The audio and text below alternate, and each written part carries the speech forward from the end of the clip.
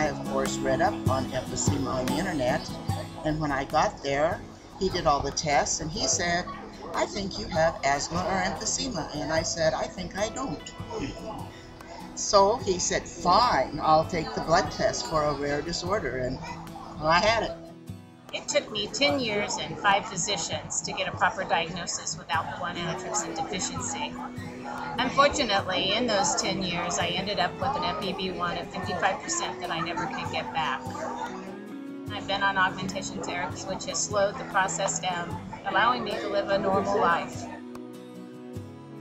I think that everybody should be tested that has breathing problems, just so they make reasonable, informed, educated decisions about how to deal with their life.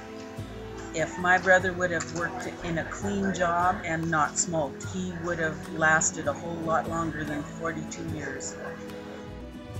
I was diagnosed with alpha-1 by accident. I was in the hospital for some major surgery when I was 42, and the doctors kept looking at my liver enzymes and saying, "These are out of whack, this shouldn't be the case." And it just happened that one of my surgeons had seen somebody before who kept coming in with liver problems, and they kept accusing him of being an alcoholic. And he said, "No, I'm not an alcoholic. No, I'm not an alcoholic."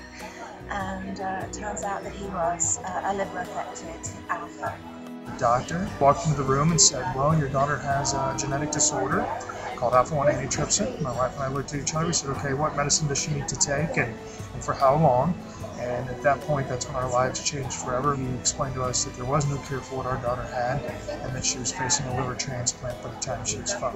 Needless to say, that's a very devastating blow. At 9 days old, holding a newborn in your hand, feeling as helpless as we felt. Our daughter is now 6 and doing wonderful.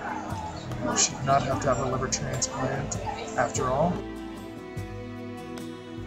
Children with alpha-1 tend to have prolonged neonatal jaundice. So pediatricians, if they ask those types of questions and they ask why this child has jaundice and send them to some specialist just for a blood test, and lots of alphas will get diagnosed very early on in life.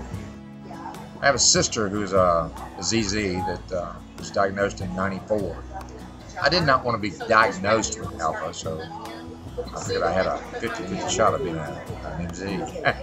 I wished I'd been a little bit smarter in my thinking. Maybe gotten tested a lot sooner. I think sometimes we're just afraid of what we don't know. I went across the hall for more blood work and started crying because I had a disease that was incurable. But after some time, I learned it's treatable and you can go on. I have alpha-1, but it doesn't have me.